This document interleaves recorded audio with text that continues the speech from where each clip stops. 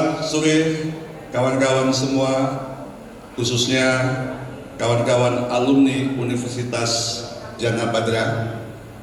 Sore hari ini kita kembali ke acara Jana Badra Club Podcast. Sore hari ini edisi ketiga. Biasanya host podcast adalah kawan kita Daniel F. Lolo. Namun beliau saat ini lagi ada tugas ke Surabaya dan sementara terpaksa saya yang menggantikan beliau. Jadi Jana Badra Club Podcast adalah tempat kita ngobrol, tempat kita bercanda, tempat kita saling berbagi cerita sesama alumni, sesama keluarga Universitas Jana Badra. Dan pada edisi siang hari ini sangat istimewa karena kita kedatangan kawan-kawan alumni kita, senior-senior saya yang luar biasa pada kesempatan kali ini. Yang pertama, pasti kawan-kawan semua sudah mengenalnya. Beliau adalah Bapak Firman Jaya Daily. Jangan Bapak lah. Ya, Abang Firman. Beliau ini alumni Fakultas Hukum, kemudian terkenal dulu saat mahasiswa sebagai aktivis land. Beliau pernah juga menjabat sebagai anggota DPR, anggota MPR juga. Nah, di sebelah kiri saya, kawan-kawan juga udah pasti mengenal ya. Beliau adalah Bapak Heru Waskito, lebih akrab dipanggil Nongko, Pak Nongko. Nah, beliau ini adalah lawyer yang sering muncul di media, bahkan kemarin muncul di Voice of America dan lain sebagainya, luar biasa. Sementara perempuan satu-satunya yang di depan hari ini adalah ini adik paling bungsu, paling bontot. Tapi ini luar biasa, beliau adalah Siti Uswatun Hasanah Tatun, saat ini di Ombudsman ya, Ombudsman Republik Indonesia. Dulu zaman mahasiswa ketua UPSH, UKM apalah gitu, Fakultas Hukum, unit pengadilan dan studi hukum gitu. Oke, kita mulai podcast kali ini dengan penuh canda yang gembira. Pertama ini, jadi Bang Firman, kita itu sore ini rencananya mau ngobrolin hal-hal yang sederhana tentang bagaimana dulu teman-teman waktu zaman kuliah itu bisa membagi waktu, juga bisa mengaktualisasikan ilmu yang tidak hanya semata buat dirinya, tapi juga buat masyarakat dan juga buat Indonesia. Kalau zaman saya dulu, istilahnya jangan sampai kampus itu menjadi menara gading. Nah, jadi berbagi cerita lah gitu, yang simpel-simpel saja. Jadi kita mulai aja ya Pak ya. Kita mulai dari Pak siapa? Bang Firman dulu. Bang, ada satu pertanyaan yang selalu ingin saya dengar dari Bang Firman.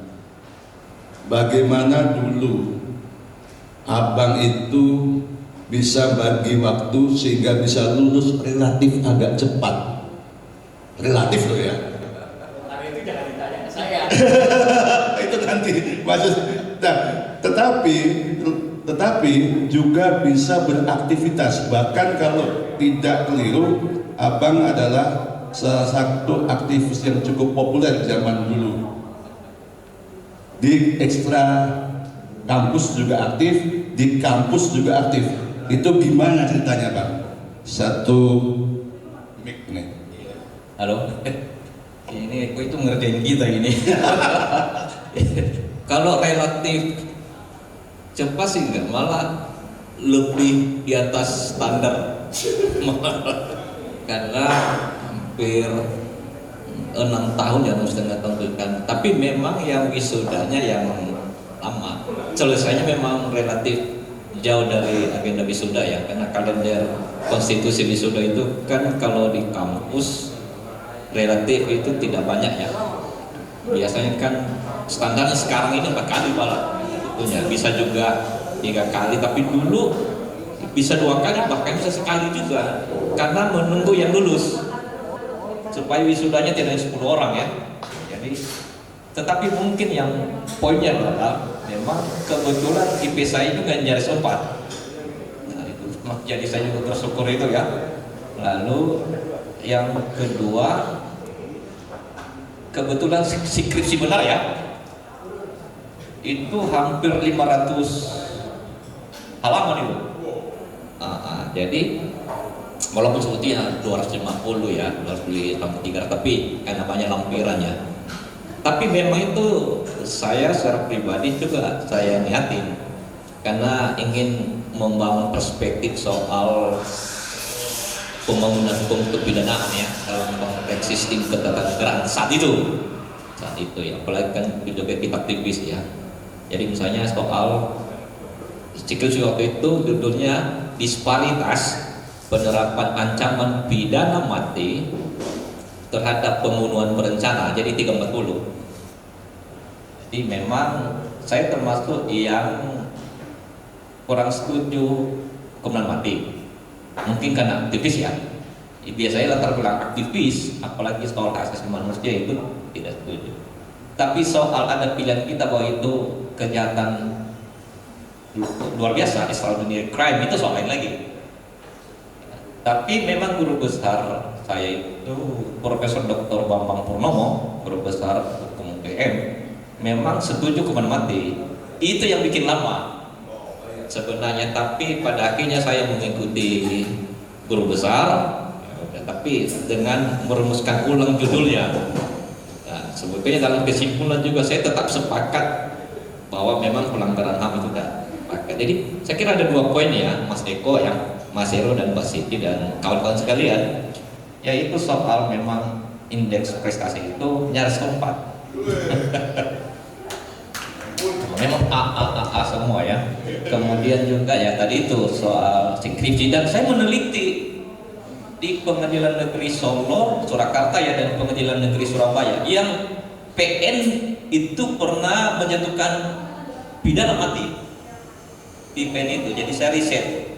Jadi oleh karena itu jangan dilihat, jangan dicek skripsi saya di Pasar Pramuka, nggak ada di situ.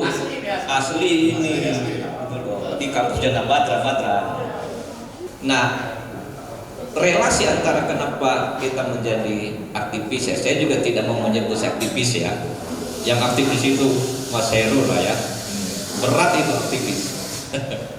Kebetulan untuk SMP, SMA itu saya pimpinan OSIS. Jadi memang ada latar belakang soal keorganisasian, jadi agak terpantu. Dan waktu mendaftar di kampus kebangsaan ini, saya gelombang ketiga yang mengikuti ujian, karena memang awalnya cita-cita saya hukum internasional atau hukum internasional ya, tapi memang pada akhirnya kampus kita yang tempat condro di muka saya dan candra di muka kita juga. Jadi di gelombang ketiga, sehingga saya tidak sempat mengikuti pendaftaran P4 itu. Saya tahun depan ya, saya baru mengikuti pendaftaran P4. Itu juga termasuk terbaik pertama itu. Abang ini angkatan berapa, Bang? 87. 87. Lalu setelah masuk memang lalu tentu fokusnya kan studi ya. Fakultas 1 Fakultas Hukum, dan kita mengikuti seperti biasa. Hanya memang kalau ada dialog dalam setiap mata kuliah ya, selain kita mencatat, mendengar, tapi berdialog juga. Tapi justru yang melengkapi itu adalah ketika kita aktif di luar, baik intra kampus maupun ekstra kampus. Intra kampus itu memang awalnya bukan senat mahasiswa, namanya sekarang Dewan Mahasiswa ya. Tapi ada dulu semacam ini, Mas Heru juga tahu itu ya, semacam selain UKM tapi ada komunitas ya. Lalu ada sejumlah pelatihan, pengkaderan di kampus. Di ekstra kampus juga ada yang sedemikian rupa, baik yang bersifat dari etnik gitu ya, dari kedaerahan yang punya bersifat nasional, ekstra kampus. Nah, yang mengajak saya pertama dalam dunia ekstra parlementer itu ya Mas Heru, Mas gitu itu, Mas Nongko. Iya, aksi-aksi demonstrasi. Mas Heru Nongko dan Heru Sahara, Heru Telo. Itu dua. Memang dulu pendekarnya di kampus dua beliau ini. Iya. Sebetulnya ada senior kita juga dulu, namanya itu Umbulan Duparangi. Itu sastrawan besar, penyair terkemuka, seangkatan dengan Emainul Najib, gurunya bahkan, dan terkenal namanya Presiden Malioboro. Itu Jangan Badra, dan dia juga mengambil studi kalau tidak salah ya sastra UGM atau filsafat UGM. Dan lalu dia juga mengambil di Jangan Badra. Dan sudah wafat ya beberapa tahun yang lalu. 1-2 hari bedanya dengan waktu wafat Dr. Daniel Dakidai. Meninggal di, kalau nggak di Bali, di Sumba ya, Bali. Itu namanya Umbulan Duparangi. Tidak yang tidak mengenal Umbulan Duparangi ya. Juga demonstran ya, tapi di 80-an memang Mas Heru, Mas Gito ya, Nongko ya, tanda petik, dan Heru Telo, Heru Sahara. Jadi kedua Mas inilah yang mengajak saya, lalu kita gabung dalam komunitas Ikatan Mahasiswa IM. Dan itulah yang menggerakkan agenda aksi baik kelompok studi maupun kelompok aksi di Jangan Badra, tapi juga itu yang melibatkan, mengajak bersama dengan pergerakan mahasiswa ekstra parlementer di luar yang pada akhirnya bergabung dalam Forum Komunikasi Mahasiswa Jogja, yang kebetulan saya salah seorang ketua presidium Forum Komunikasi Mahasiswa Jogja, FKMY. Kalau membaca studi buku-buku intelektual akademisi bule ya, tapi yang mengenai Indonesia pasti dalam peta pergerakan di Indonesia itu FKMY itu muncul. Dan sebetulnya seniornya ini Mas Heru ya, Nongko ya, kemudian Telo.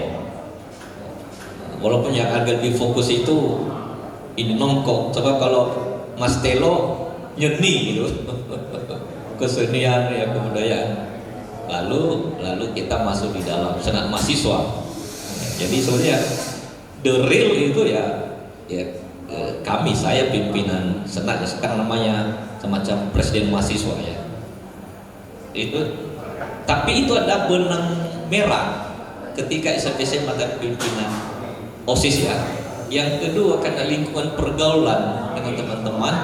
Yang ketiga memang secara ideologis memang kepemimpinan itu harus lahir dari pergerakan, tidak hanya sekedar di organisasi intra dan ekstra kampus, tapi juga kita harus melakukan penjelajahan di berbagai lintasan, mau kanan, kiri, atas, bawah. Yang penting kita ada ketahanan ideologi, ada ketahanan sosial, ada ketahanan kultural, supaya kita tidak larut. Kalau boleh malah kita yang mewarnai, mempengaruhi pergerakan yang lain. Nah itulah, dan Jangan Badra itu banyak mewarnai ya, terutama juga ikatan mahasiswa dan intra kampusnya. Dan pernah suatu ketika mahasiswa Jangan Badra adalah gerakan mahasiswa yang pertama sekali melakukan aksi demonstrasi, waktu itu menolak, mengkritik soal undang-undang lalu lintas ya, pertama sekali di Indonesia ya, masuk Tempo saat itu ya, kita yang menggerakkan ya. Karena dalam studi politik dan studi ketatanegaraan, demonstrasi itu partisipasi politik ya. Dan salah satu mata ajar kalau ospek dulu, selain kita di pimpinan senat mahasiswa, Mas Heru juga aktivis betul ya di level nasional. Itu saya pernah sekali dua kali itu menjadi ketua panitia ospek. Dan satu satu mata ajar itu walaupun diketahui atau tidak diketahui oleh pimpinan kampus, Mas Eko, itu kita mendidik, mengajari adik-adik yang baru itu bagaimana melakukan gerakan maksudnya untuk demonstrasi. Jadi kita ajar ya, melihat, memantau, menyaksikan, mulai dari banyak isu di situ ya, tema-tema, isu-isu soal pendampingan, pengorganisasian, metodologi, siapa korlap, isu yang diangkat, kita elemen mana yang kita bisa berkolaborasi dan seterusnya. Itu yang membuat Mas Eko soal apa tadi. Nah, itu modal sosial, modal politik, modal awal untuk kita mengabdi di berbagai tempat, kapanpun, dimanapun. Demikian Mas Eko. Siap.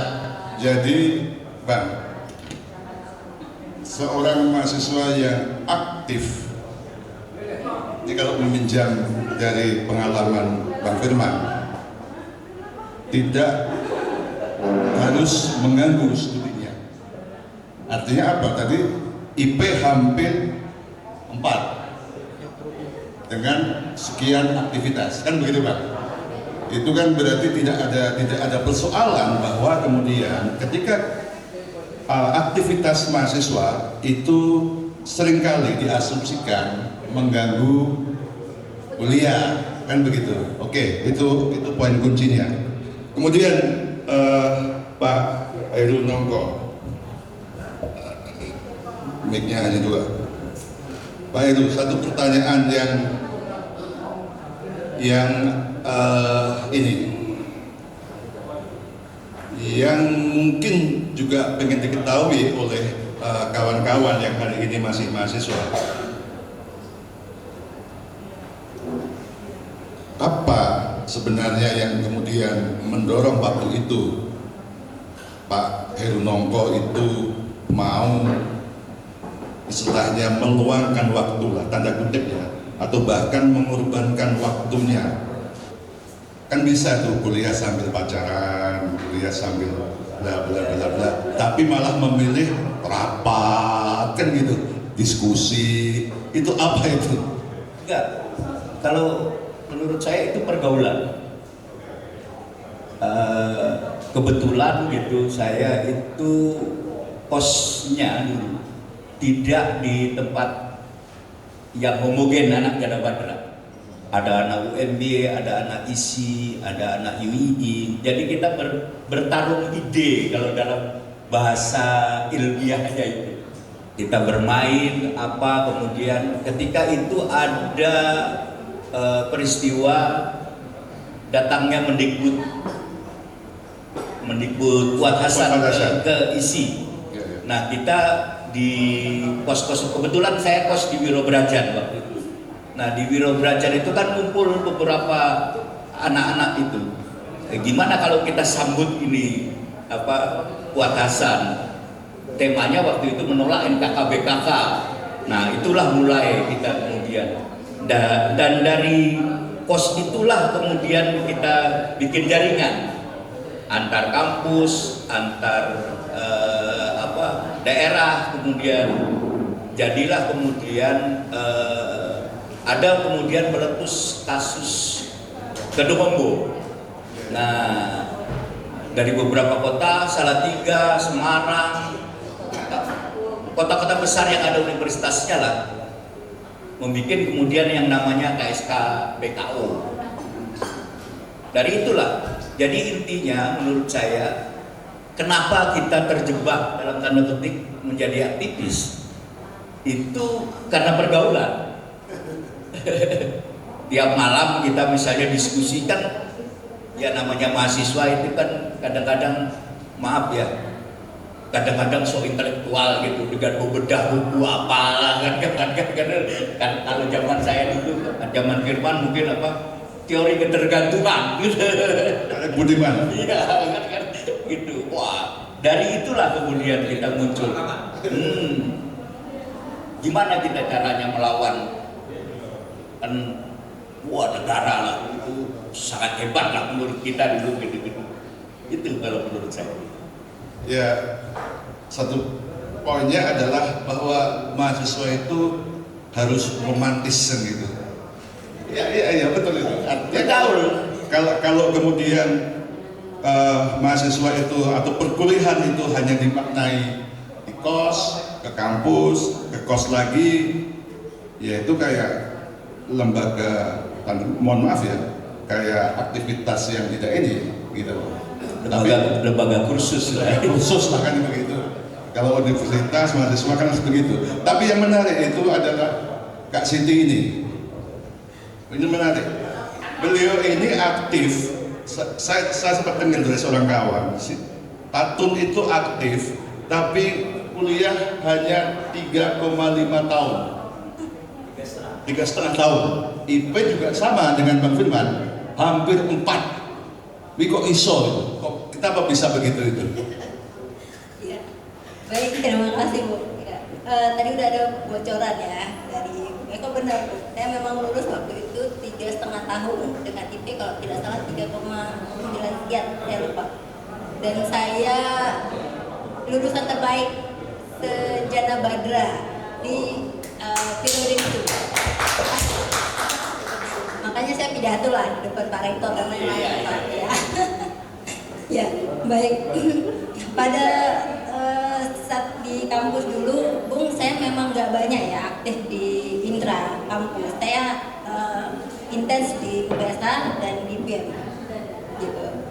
Dan hanya di hukum, nggak banyak saya main dulu ke fakultas lain ya. Bisa dipingit karena Jana Badra itu kan terpisah ya antara hukum dengan fakultas lain. Namanya dipingit, itulah Pak. Tapi saya justru banyak aktif di luar. Ya, dulu di ABY dengan Bung Solin gitu ya. Aliansi Buruh Jogja. Nah, di Aliansi Buruh Jogja itu ada bagian yang menangani hukumnya Bang. Namanya Lembaga Bantuan Hukum Perburuhan. Nah, ketuanya saya. Jadi di ABY-nya saya jadi pengurus, di ABH-nya juga saya selaku ketuanya. Dan di buruh ini akhirnya saya jadi cukup intens ya advokasi buruh dulu di Jogja, karena tidak hanya di ABY, saya juga dulu di LABH Jogja dengan Bu Halimah Ginting ya. Kalau nggak salah Bu Halimah JB. Ya, Bu JB juga. Iya. Betul. Nah, ikut di sana juga sama, isunya perburuhan juga. Sampai waktu itu saya memfokuskan diri pada advokasi buruh waktu itu Pak. Nah, makanya ketika ada demo-demo buruh, saya pasti ada di situ. Saya yang kemudian menangani persoalan hukumnya. Kalau misalnya ada teman-teman yang ditangkapin dan lain sebagainya. Gitu. Saya memang jarang di depan ketika aktif Pak. Saya di belakang. Ketika ada masalah baru saya tampil. Nah, itu selain itu juga dulu ikut sama Bung Epe, ini inspirator saya Pak, luar biasa, guru saya. Itu nggak usah disebut kalau itu. Dulu ikut di Lestari, dan ketika gempa Jogja juga dulu kita kerjasama dengan Plan Internasional advokasi anak, saya juga ikut terlibat di situ. Jadi semua memang dikerjakan Pak. Makanya dulu yang menjadi. Berarti dulu nggak sempat pacaran. Betul. Jujur, saya S1 nggak pernah pacaran. Pacarannya sama Bung Epe, sama Mas Dekri dan kawan-kawan Pak. Ini jujur. Sama sekali nggak sempat pacaran. Karena dari pagi sampai bahkan pagi lagi nggak tidur Pak. Kerjanya dari diskusi ke diskusi. Dalam semalam itu saya. Ini jangan ditiru buat kawan-kawan mahasiswa yang nonton. Yang ini tidak boleh ditiru. Bahkan saya didulukin dulu kayak kamu nih kayak gitu karena pulang pagi, maaf ya. Ya. Itu julukan saya sama teman-teman karena pulangnya pagi. Saya nggak pernah pulang itu jam 10 malam atau jam 11 malam. Ini memang nggak boleh ditiru. Ya. Kenapa saya kemudian aktif begitu Bung di Indra maupun di Ekstra, karena mungkin saya dari kecil keluarga saya adalah keluarga aktivis Pak. Ya, ya. Jadi kedua orang tua saya itu memang berasal dari satu organisasi Islam dan beliau berdua itu ketuanya. Nah, dan di rumah saya itu jadi kantor organisasi tersebut, dan tidak hanya itu, ada LSM di situ juga. Jadi emang saya lahirnya dari keluarga aktivis gitu ya. Saudara saya juga demikian, dulu waktu di Jogja mungkin juga belum kenal. Itu yang ketika saya di Jogja dulu langsung dipesankan oleh beliau, silahkan aktif ya di kampus ya, apapun organisasinya silahkan, dan di luar kampus juga silahkan. Tapi satu deh, nilainya nggak boleh jelek, karena itu beban moralmu pada orang tua. Nah itu yang memotivasi saya kenapa saya kemudian harus berinvestasi di kampus juga aktif di. Oke. Itu mungkin Nanti kak sini, Bang Firman, Bang. Kalau ini agak serius sedikit lah ini, agak serius sedikit lah. Jadi kita berpikir next juga kan. Tadi kan kita berpikir ke belakang, zaman abang seperti itu, zaman Pak Irnongko seperti itu, zaman Kak Siti seperti ceritanya tadi. Tapi yang mengharukan tuh gak pernah pacaran itu loh, itu mengharukan itu. Satu pertanyaan serius, Bang. Indonesia hari ini kan banyak tantangan. Kebetulan abang ini kan mantan anggota DPR dan aktif juga mengajar di beberapa institusi kan begitu.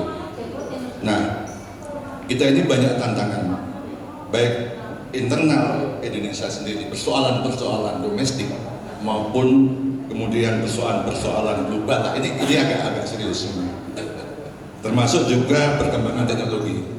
Nah, pertanyaan seriusnya, perguruan tinggi di Indonesia, pendidikan tinggi dalam konteks ini harus bagaimana? Iya. Dan memang perguruan tinggi harus mendefinisikan ulang posisi perannya. Jadi bahwa dia bagian dari kementerian state ya, tapi jangan lupa perguruan tinggi itu adalah sebuah epicentrum yang membangun peradaban, membangun kebudayaan. Makanya sebetulnya terminologi pendidikan itu tidak boleh lepas dari dimensi kebudayaan, supaya pendidikan kita menjadi berbudaya, beradab ya, dan juga membangun peradaban. Teknologi pun termasuk misalnya proses digitalisasi ya, itu harus diaplikasikan untuk kemanusiaan, untuk keadilan, ada humanismenya. Jadi tidak ada dalam tradisi ilmu, apalagi dalam ilmu sosial, tidak ada bebas nilai. Kalau kita bisa membaca sejumlah intelektual, ilmu dan cendekiawan, selalu tidak ada bebas nilai. Nah, lalu berpihak kepada apa? Kepada kemanusiaan, kepada kebangsaannya. Nah, untuk itu maka perguruan tinggi sebagai sebuah epicentrum harus mendefinisikan ulang posisi perannya. Yang pertama adalah sebagai sebuah instrumen efektif, strategis, dan produktif untuk membangun, mempercepat kualitas manusia. Jadi kualitas manusia ini soal ini kader ya, kepemimpinan. Karena dalam sistem apapun, apalagi kalau sebuah negara ya, itu soal kepemimpinan, soal kader, keanggotaan itu perlu. Jikalau tidak ada persiapan, penyiapan kualitas kader, keanggotaan kepemimpinan, maka itu menjadi kosong, kehilangan makna sebuah sistem, sebuah kultur. Maka perlu ada pelatihan, perlu ada pengkaderan. Kita juga mengharapkan leader itu harus memiliki leadership. Jangan sampai ada leader minus leadership. Nah, leadership itu kepemimpinan. Nah, kepemimpinan itu kader, kepemimpinan dan keanggotaan. Itu. Nah, bagaimana sekarang perguruan tinggi menerjemahkan itu dalam keseluruhan ekosistem tridharma perguruan tinggi. Jadi jikalau misalnya pendidikan dan pengajaran itu harus diterjemahkan dalam konteks kekinian dan ke depan. Jadi perguruan tinggi hanya reaktif terhadap situasi. Kalau boleh malah perguruan tinggi memandu perubahan, memimpin perubahan. Jangan mengikuti kalau sudah ada perubahan. Itu namanya reaktif. Jadi kalau boleh perguruan tinggi sebaiknya dan seharusnya harus memandu, menginisiasi perubahan. Itu terletak pada soal bagaimana pendidikan pengajaran. Misalnya gini, ada teori itu teori lama. Banyak teori baru, kerangka teori baru sudah merevisi teori lama. Misalnya kalau berbicara soal misalnya marxisme ya, sudah ada neo-marxisme. Berbicara kapitalisme pun sudah ada sistem pasar bebas misalnya ya. Sudah ada sistem pasar sosial ekonomi, walaupun bisa dikritik juga, dikoreksi ya. Dalam teori komunikasi misalnya bisa kita baca Jubrol Habermas ya. Jubrol Habermas terutama ya. Misalnya lihat dari kelompok Frankfurt ya, Jerman ini ya, jadi keluar ya kegiatan kita di kelompok diskusi jangan. Jadi pendidikan pengajaran itu juga jangan hanya sekedar melihat ini 2 SKS 4 SKS, perlu dibenturkan dengan dinamika, dialektika, romantika, kebangsaan dan kenegaraan.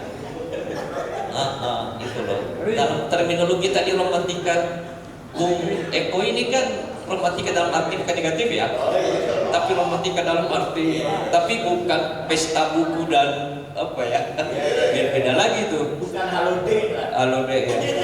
Nah yang kedua, tridharma itu kan mestinya penelitian pada masyarakat. Itu juga harus dalam konteks baru yang lebih progresif. Tidak hanya sekedar pengabdian yang diidentikan dengan KKN semata. Sebetulnya KKN itu kan pasif ya. KKN yang sebenarnya adalah demonstrasi. Tapi demonstrasi adalah merefleksikan atau menggabungkan antara kekuatan-kekuatan aksi dan kekuatan-kekuatan reflektif. Kalau misalnya dibaca ya, misalnya Paulo Freire itu ya, ada aksi refleksi dalam buku pendidikan yang tertindas. Itu ada aksi refleksi. Jadi itu sebetulnya bisa digabung. Itu KKN yang sebenarnya demonstrasi itu. Nah, tapi bukan makin lalu harus dikasih ya. Gitu. Misalnya KKN, lalu yang ketiga yaitu apa yang disebut dengan riset. Dalam dunia perguruan tinggi sekarang sebetulnya sudah lahir sebetulnya paradigma baru ya. Research University. Jadi perguruan tinggi universitas berbasis pada riset. Jadi tidak ada perguruan tinggi yang tidak maju, yang tidak berkualitas tanpa riset. Karena riset pun bisa merevisi soal pendidikan pengajaran teori baru. Bahkan juga hasil riset itu bisa merevisi, mengkonfirmasi soal-soal pengabdian masyarakat, model-model yang partisipatoris ya, seterusnya. Jadi oleh karena itu maka mestinya perguruan tinggi harus dalam posisi membangun ulang, memaknai itu mempercepat peningkatan kualitas manusia yang berbasis pada pengkaderan, keanggotaan, kemudian kepemimpinan. Yang kedua adalah yaitu membangun kualitas ideologi dan doktrin. Bermasyarakat berbangsa tanpa doktrin, tanpa ideologi, maka kalau tanpa itu maka kita menjadi pragmatis, melihat soal hanya dengan pendekatan matematis. Padahal hidup ini tidak pendekatan matematis, tapi pendekatan sosiologis, pendekatan antropologis. Jadi jangan 2x2, kita harus menghitung seluruh dari aspek kemanusiaan, kebangsaan. Maka hanya perlu doktrin. Itu namanya spiritualitas Janapatra itu adalah spiritualitas kebangsaan. Maka mestinya keseluruhan ekosistem sivitas akademika Janapatra itu yayasan, dosen, mahasiswa dan alumni. Kebetulan saya kan ketua dewan pembina 2-3 periode ya, sekarang ketua dewan penasihat Ikapatra. Itu harus juga membangun itu doktrin, ideologi. Itu perlu, penting. Nilai-nilai value, ada spiritualitas. Nah yang ketiga yaitu apa yang disebut dengan membangun kualitas kelembagaan dan keorganisasian. Itu perlu. Organisasi ini tidak sekadar organisasi kemasyarakatan ya, tapi kelembagaan itu loh. Organisasi. Jadi misalnya kampus kita Janapatra itu kelembagaannya tidak soal hanya organisasi kepengurusannya, tapi kelembagaan. Coba tanpa kelembagaan, tanpa keindonesiaan, yang dua suksesi tadi itu nggak jalan menurut saya. Perguruan tinggi di Indonesia tidak menjadi jawaban terhadap kapitalisme, tapi jawaban terhadap sosialisme, keadilan sosial bagi seluruh rakyat Indonesia. Jawaban terhadap kemanusiaan yang adil dan beradab. Jawaban terhadap kemanusiaan, masyarakat Indonesia. Jawaban terhadap ketuhanan yang Maha Esa. Jawaban terjadi salah 1, 2, 3, 4, 5 itu. Mestinya, jadi kalau misalnya Pak Eko menjadi pengurus Yayasan Jana Batra, insya Allah lah ya. Eko dosen kan? Pak Eko yang apa ini Tidak, atau menjadi langsung saya tolak, tidak. wakil rektor, nah itu Tidak. perguruan tinggi. Sebab tidak ada kekuatan yang lain, kawan-kawan, tanpa perguruan tinggi. Soal kepemimpinan, soal pendidikan, bahwa nanti ada yang aktif di NGO, civil society, ya. Ada yang aktif di organisasi negara, Mbak Siti, di Ombudsman Nasional Republik Indonesia. Saya kebetulan ikut studi banding ke Jepang. Jadi model ombudsman ini kita ini Jepang. Karena itu Gus Dur dulu yang menggagas itu soal itu. Dan saya merumuskan undang-undang ombudsman nasional. Kemudian advokat kawakan, ketua pergerakan keadilan. Advokat kawakan. Kemudian provokator ulung. Atau ASN, atau misalnya Kombes Widakdo jadi pimpinan kepolisian daerah Istimewa Yogyakarta. Itu soal lain. Tapi kita dipertemukan oleh simpul Jana Batra, apa itu value, apa itu kebangsaan, doktrin, ideologi. Cita-cita kita itu membangun Indonesia Raya, kita menjaga republik ini. Makanya perlu semua gerakan itu. Itu menurut saya perguruan tinggi Indonesia tidak ada alternatif yang lain. Ormas, iya, tapi itu kan hasil dari perguruan tinggi. NU, Muhammadiyah, agama Sawami, negara state, TNI, Polri, kejaksaan, advokat, notaris, UMKM, koperasi, pengusaha, jurnalis, profesional, kan basis awalnya perguruan tinggi, iya kan, Mas Widakdo itu. Maka perlu perguruan tinggi ini menjadi instrumen penting. Jadi jangan menjadi bagian subordinat dari negara, jangan juga menjadi bagian subordinat misalnya dari kapitalisme. Tapi jangan juga menjadi bagian subordinat dari elemen-elemen yang lain. Tapi punya pola pendekatan sendiri itu lah. Penjaga peradaban. Penjaga peradaban. Terima kasih. Bang Firman, tadi sudah gamblang menjelaskan bagaimana perguruan tinggi, pendidikan, bla bla bla. Nah, kita menukik ke hal yang mikro, Pak Heru Waskito atau Pak Nongko. Jana Batra itu dikenal dengan sebutan kampus merah. Nah, tapi ketika kita lihat gedungnya, ini merahnya agak pudar gitu. Kalau saya nggak salah ini ya, warna ya. Nah, Pak Nongko, bisa nggak sedikit dikasih cerita tentang kampus merah itu seperti apa? Kemudian dinamika saat Pak Nongko bersentuhan atau apa istilahnya, digembleng gitu ya, digembleng di kampus merah itu seperti apa, sehingga kita dari situ akan menemukan bahwa karakter atau gaya atau style pendidikan Jana Batra itu memang khas. Nah, ini yang harus kita cari. Kalau istilahnya Mas Toto itu mentrase, pusing saya. Pak Nongko aja. Iya.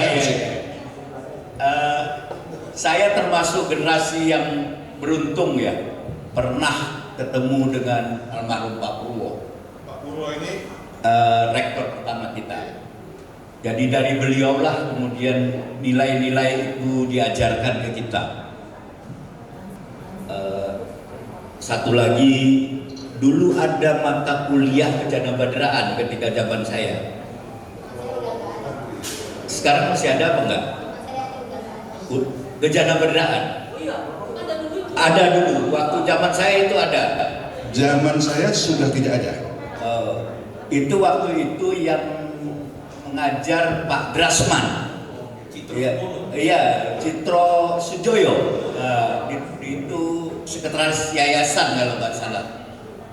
Itulah yang mungkin angkatan kita 86 apa 85 mulai ke atas lah sampai ke 87 karena Pak Purwo itu meninggal 87. Itu dapatlah ilmu-ilmu itu. Apa itu Jana Badra, apa itu nasionalisme Jana Badra. Kenapa Jana Badra? Jana Badra ini kan lahir berbeda sekali dengan itu rata-rata sama di daerah-daerah lain itu Universitas 17 Agustus. Ya, itu di mana-mana. Nah, hanya di Jogja itu yang bernama lain, namanya Jana Badra. Di Surabaya, di Jakarta itu Untak. Iya, Semarang. Yang apa namanya akar nasionalisme itu cuman itulah universitas itu.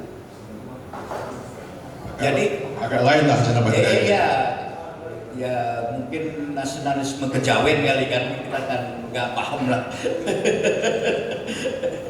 Tapi ya itu saya terutama saya itu sangat beruntung bisa berdialog, memahami nilai-nilai Jana Badra karena diajarkan betul. Oke, jadi ada spirit sebenarnya Jana Badra itu yang nggak tahu sekarang seperti apa kan gitu. Kita lama juga kerja ke kampus soalnya kan gitu.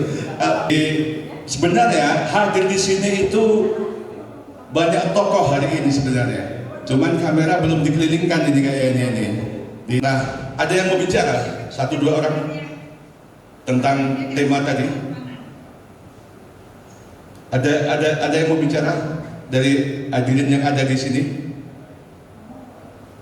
Pak Safardin, 1 menit, 2 menit, silakan. Kita bebas aja kok ngobrolnya. Ada mic tentang pendidikan apa, bla bla bla. Ya, terima kasih. Silakan Pak Safardin. Jadi tema yang disampaikan memang intinya sih untuk kemajuan Jana Badra. Sebetulnya kalau kita berbicara masalah alumni itu tidak kalah dengan alumni kampus di Jogja yang lain sebetulnya. Cuma kalau saya lihat nih kita ini benang merahnya itu masih kadang-kadang masing-masing gitu. Nah, jadi alangkah lebih baiknya kalau saya lihat ini benang merah yang sudah dijalin oleh alumni Jana Badra Jabodetabek terutama itu sudah cukup solid. Nah, mungkin ini yang perlu kita kembangkan di daerah-daerah lain, tapi mencontoh seperti saat ini. Saat ini kan kita kumpul, guyup, pasti membicarakan gimana Jana Badra ke depan. Nah, ini yang kami harapkan benang merahnya ini ditularkan ke yang lain,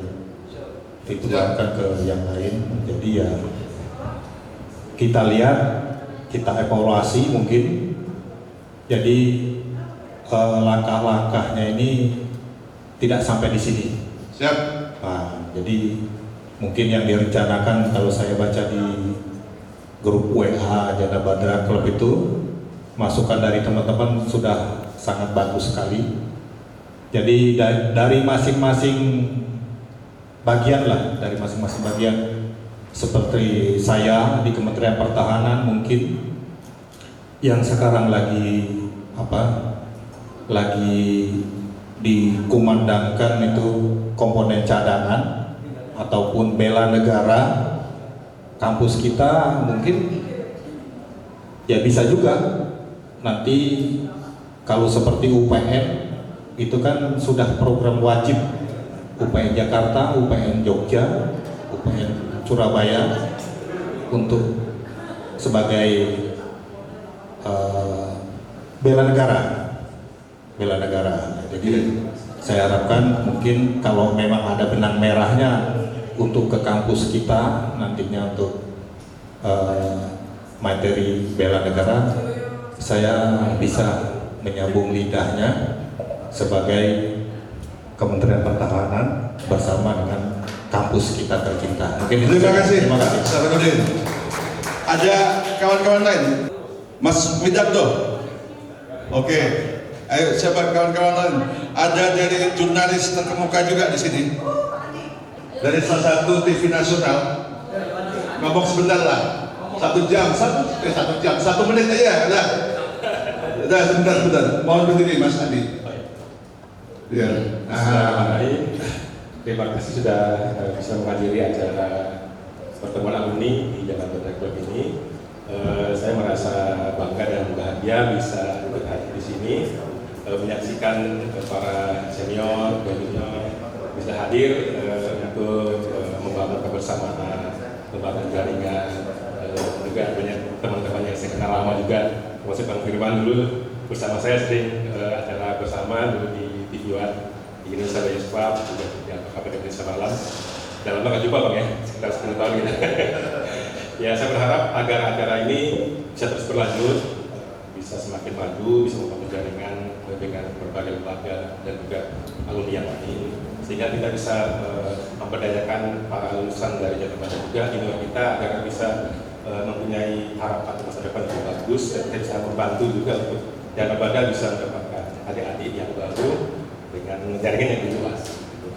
Siap, terima kasih Mas Andi.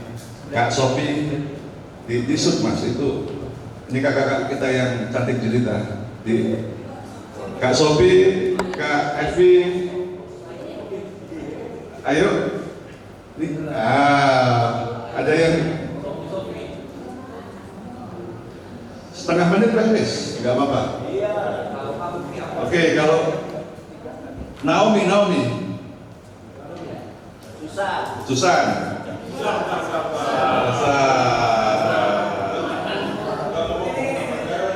Ani. Oke, Pak Widodo. Doa. Oke. Kalau gitu teman-teman yang ada di Zoom. Oh, Pak Wid, boleh. Pak Widodo. Pak Widodo ini tokoh spiritual terkenal. Silakan Pak Wid.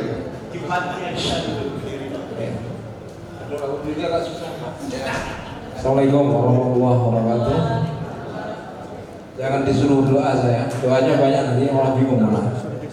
Jadi gini, ya saya barusan ini mengikuti persoalan ini, ada event ini, dan saya mencoba memberi masukan, gitu loh. Entah masukan entah apa ya, saya ngerti. Intinya bahwa girohnya dari teman-teman dari Jana Badra, alumni Jana Badra, untuk meningkatkan kompetensi secara ini kurang begitu, girohnya kurang begitu mengena gitu. Entah apa yang bagi dalam hati saya atau dalam hati saya kok kenapa kok gregetnya itu masih kurang, cuman yang terlibat ya cuman ini aja gitu. Yang muncul apakah ini memang disetting oleh Pak Eko seperti ini atau gimana saya nggak ngerti gitu loh. Nah cuman saya nggak mau kritisi tentang persoalan itu, tapi setidaknya saya ingin sebenarnya teman-teman tuh bangkit bagaimana Jana Badra kedepannya itu lebih maju lagi. Oke. Kira-kira seperti itu ya. Oke, terima kasih Pak Widodo. Jadi tidak ada setting dan nyeting. Jadi semua kita undang, semua kita rangkul, dan semua berkawan. Nah, dari Zoom Mas, Zoom kita ambil Zoom. Ada satu Bang Roy dari Ambon. Oke, selamat sore Bung Heru, Bung Firman, dan Mbak Tatun, juga Bung Fos EP. Wah, terima kasih sekali ini ternyata. Saya cukup bangga terhadap event yang baru diselenggarakan. Ini udah ketiga ya, tapi saya baru lihat. Cuma kalau bicara soal memori kenangan saya malah berterima kasih. 89 saya masuk Jana Barda, dan kebetulan bersama dengan teman saya SMP, Bung Tagop juga. Tapi saya lebih mengenal di pergerakan itu dengan Bung Heru. Saya teringat dulu Bung Heru, ketika saya mulai akrab dengan Bung Heru, saya disuruh baca buku Sohogi. Buku Sohogi ya Bung Heru ya. Halo? Oke, dengar Bang. Iya. Dari situ mulai saya, oh ternyata ini pergerakan ini baik. Nah, Seperti disampaikan oleh Bung Firman juga tadi bahwa ternyata akademik aja tidak, saya memaknainya, tidak menjadi sesuatu yang memberikan nilai PS selain kita ada dalam pergerakan-pergerakan itu. Dan saya cukup bangga ketika tahun 99 saya harus pulang dan negeri saya, tanah air saya di Maluku di bumi hanguskan. Ternyata isu ini sudah saya dapat sejak saya mahasiswa pergerakan.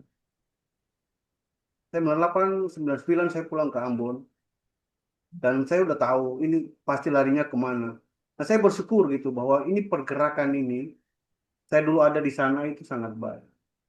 Satu yang mau dimaknai dari ini semua, saya setuju bahwa mungkin dari event ini, nanti kita bisa sarankan ya, mungkin lewat Ika Badra, bahwa tentang jiwa-jiwa mahasiswa yang nasionalis, kemudian yang berpikir tentang sebuah pergerakan yang beradab itu sebenarnya harus mengkristal dari mahasiswa sekali. Jadi, supaya ketika mereka turun ke masyarakat, mereka bukan saja menjadi orang yang diam gitu.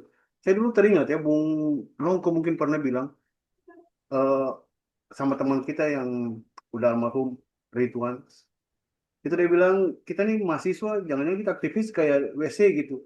Dari jauh kita bilang harapan Bung Roy buat Jana Badra apa Bang? ya. Bung Roy berharap apa dari Jana Badra hari ini? Oh saya respect sekali. Maka saya berharap ke depan Jana Badra kampus bisa memberikan suatu penguatan-penguatan. Yang tadi mata kuliah tentang Jana Badraan itu kembali digulirkan supaya jiwa-jiwa patriotik itu terhadap sebuah bangsa itu dia bisa lahir dari sejak mahasiswa. Bukan jadi mahasiswa atau menjadi aktivis nasi bungkus. Oh zaman kita bukan aktivis nasi bungkus. Gitu. Saya bangga. Ya. Intinya saya kita bukan aktivis nasi bungkus. Oke, terima kasih Bung Roy. Ada lagi yang dari You, Kak Leli, atau Bang Jul dari Pontianak? Oke, boleh saya matur? Ibu, Kak siapa? Saya Lili dari Oke, Jogja, Kak nggih. Lili, silakan Kak Lili. 1 menit Kak Lili ya. Selamat sore Bang Firman, Jeng Tatun, dan Pak Heru yang kalau menyanyi indah sekali. Apresiasi buat Mas Eko yang luar biasa. Apresiasi buat Mas Eko yang luar biasa merangkul teman-teman alumni semua. Ini seperti magedebrek ini Mas Eko ini. Saya sempit kalau matur Max Juhembrek lebih mudah magedebrek Mas Eko. Boleh saya bertanya untuk ketiga narasumber karena apresiasi saya untuk beliau-beliau yang mewakili Jana Badra yang menjadi dutanya Jana Badra yang mengangkat bendera Jana Badra tinggi-tinggi ya beliau ini. Saya ingin bertanya pertama untuk Jeng Tatun. Sebagai anak yang smart, sebagai mantan mahasiswa Jana Badra yang smart, yang dulu aktif di organisasi, kegiatan kampus yang menurut Jeng Tatun, seberapa besar pengaruhnya terhadap karir Anda saat ini? Itu pertanyaan untuk Jeng Tatun. Nah, yang berikutnya adalah pertanyaan untuk berempat sekaligus Mas Eko. Ya. Mas Eko, pertanyaan berempat. Kalau Anda semua bisa kembali ke masa kuliah, hal apa yang ingin Anda ubah atau Anda lakukan untuk menjadi jauh lebih baik? Kemudian, kemudian ini perjalanan hidup setelah lulus dari kampus, tantangan terbesar apa yang pernah Anda hadapi setelah lulus sehingga Anda begitu bisa sukses? Pernahkah Anda menemukan momen kegagalan yang dianggap terbesar pada saat perjalanan hidup hingga saat ini? Bagaimana mensikapinya, bagaimana Anda bangkit? Itu pertanyaan kedua. Dan yang pertanyaan ketiga adalah, karena Anda termasuk orang-orang yang sukses sebagai alumni Jana Badra yang mengibarkan bendera Jana Badra tinggi-tinggi, adalah pesan apakah yang ingin Anda sampaikan kepada adik-adik mahasiswa, keterampilan apa yang seharusnya dimiliki mahasiswa sekarang untuk menjadi sukses di dunia kerja nantinya, terutama pesan-pesan untuk mahasiswa adik-adik yang hampir lulus, pesan apa yang ingin Anda berempat sampaikan. Terus bagaimana menemukan passion atau karir yang sesuai dengan diri sendiri. Itu saja, terima kasih. Terima kasih. Salam hormat untuk semuanya. Terima kasih. Assalamualaikum warahmatullahi wabarakatuh. Waalaikumsalam warahmatullahi wabarakatuh. Kak Lili dari Yogyakarta, alumni Fakultas Ekonomi 89 kelas D, sekelas dengan Mas Heri yang paling ganteng dari Mabes Polri. Mas Heri paling ganteng. Wah, tisut. Harus saya mencut beliau, Mas Heri. Tisut dulu, Mas. Mas Heri, ini yang paling ganteng 89. Itu kalau kami reuni kelas D, beliau jadi bintangnya. Semua mau foto sama beliau. Luar biasa Mas Heri ini. Sekarang ganteng, apalagi dulu.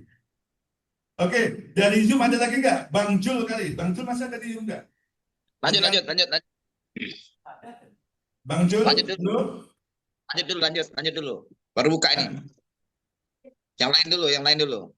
Oke, ini mau selesai soalnya. Harus sekarang. Bang Jul? Ya, artinya saya sangat menyambut apresiasi yang luar biasa ya Om semua. Nah, ini Bang Jul ini dari Pontianak, kawan-kawan. Ya, Pontianak.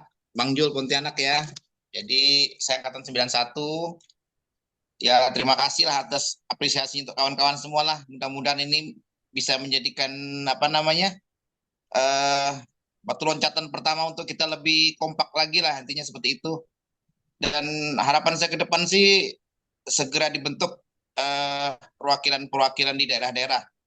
Karena saya sangat prihatin sekali terhadap Jana Badra itu sendiri, kurang banyak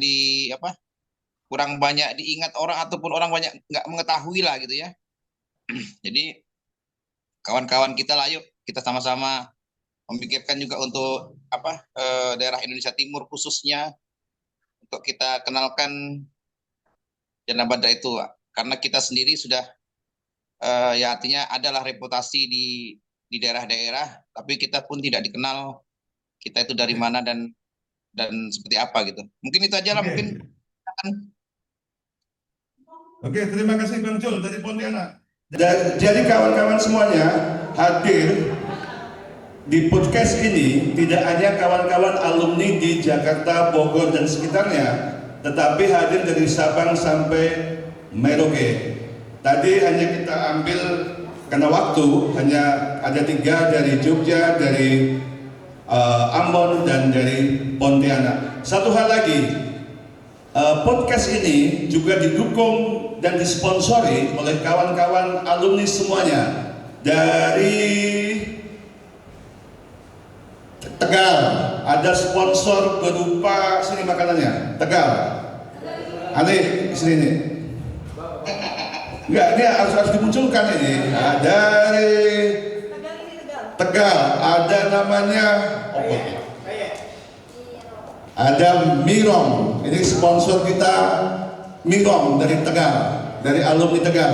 Kemudian ada Bang Jul, kiriman Bang Jul dari Pontianak. Apa jenenge? Amplang Stojo. Ada lagi apa lagi? Mete dari Wonogiri. Ini Mete Melunuk. Dan ada jadah tempe bacem dari Mbah Sus dan Mbak Arika. Tapi sepertinya pesawatnya agak gimana gitu, belum nyampe. Mangga dari Samosir, ada mangga dari Medan, kiriman dari Medan. Nah, mangganya mana? Kok saya tahu? udah dikupas. Mangga teman-teman dari Medan mengirimkan mangga ke sini, dan Jakarta tidak kalah karena ini orang Jakarta gaya-gaya ngirimnya donat ya, apa-apa. Ini donat dari Mbak Sophie Jakarta. Terus pameran makanan bukan. Ada satu lagi Wingko dari Mbak Kak Evi. Ini dari Kak Sophie. Ini aku kayak aneh. Dodolan next Sophie. Nah ini Wingko. Wingko itu makanan tradisional dari Sidomulyo, dari Kak Evi. Jadi inilah sponsor kopi dari Bung Makmun. Bung Makmun mengirimkan kopi untuk acara ini dari Sulawesi Barat. Ada lagi? Nah, jadi kita sangat berterima kasih atas sponsorship dari acara ini, dan semoga ke depan banyak alumni mensponsori lagi dengan menu-menu yang lebih memukau. Oke, sebagai penutup, kita tutup, mohon masing-masing dari yang hadir di depan, Bang Firman, Kak Siti, Pak Nongko, jangan lama-lama, 2 menit aja. Tadi sekaligus Jawab Mas Eko. dalam Pertanyaan. iya betul, ini mau dijawab dalam 2 menit. Jawab pertanyaan dari Kak Leli sekaligus juga closing statement. Oke. Mana ini? 2 menit ya. Baik, karena waktunya nggak banyak, saya langsung pertama mungkin merespon pertanyaan dari Bu Leli gitu ya. Apa yang kemudian saya dapatkan dulu di kampus saya bisa kemudian saya terapkan dan saya bawa saat ini. Itu yang pertama tentu terkait dengan budaya dulu di kampus yang dimana cukup egaliter, kekeluargaan. Nah, untuk itulah kemudian saya di kantor itu siapapun gitu ya, mau pimpinan, mau kolega dan sebagainya sama aja. Jadi saya tidak sungkan-sungkan untuk diskusi, untuk bertanya, bahkan mengkritisi gitu ya kebijakan pimpinan. Nah itu saya belajar dari senior-senior ya tentu ya terus khusus yang di depan ini gitu ya. Saya terinspirasi banget. Untuk itu saya tidak pernah kemudian ragu untuk bicara, mengkritisi apapun yang saya anggap itu tidak benar. Ya, itu mungkin Bung. Dan mungkin satu tadi melengkapi harapan saya untuk ke depan gitu ya, kampus kemudian harus memfasilitasi mahasiswa begitu ya untuk berorganisasi sebagaimana pengalaman kami dahulu. Karena ini sangat penting begitu ya untuk membangun leadership yang tadi disampaikan oleh Bang Firman begitu ya. Karena ini cukup penting untuk bagaimana kemudian ke depan ketika mahasiswa ini berkarir, itulah yang kemudian bisa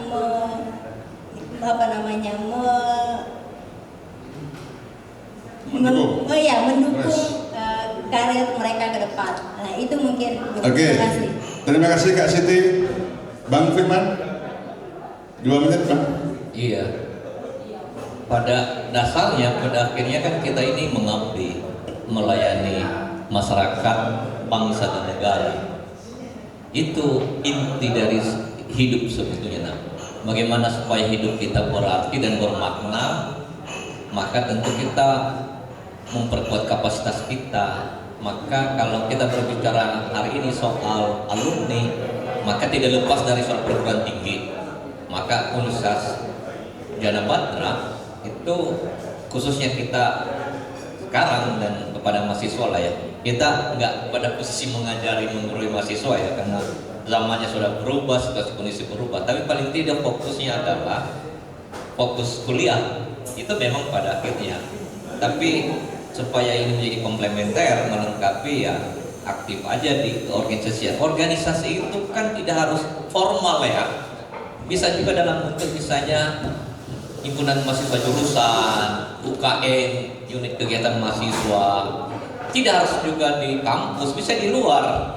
Karena poin dari berorganisasi itu bermasyarakat, berbangsa dan bernegara, ada dinamika, ada dialektika, kemudian ada pengalaman, menguji hati pikiran kita mencari jalan keluar, mengatasi masalah, bagaimana membangun hubungan kerjasama, dibanding kalau hanya sekedar kuliah. Kan ini teori.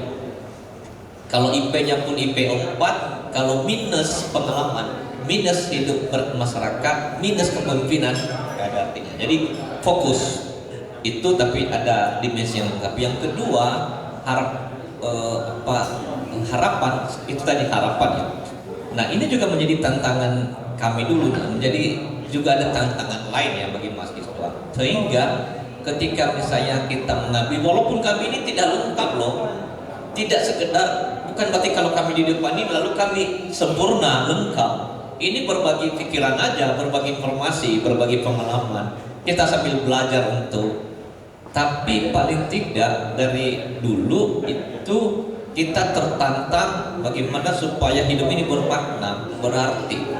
Tidak sekedar ada, tapi tidak sekedar hadir, tapi yang hidup berdampak, berpengaruh. Begitu Mbak Lili dan teman-teman Bung Moya dan para senior alumni yang lain. Terima kasih. Terima kasih teman-teman. Pak Nongko, 2 menit Pak.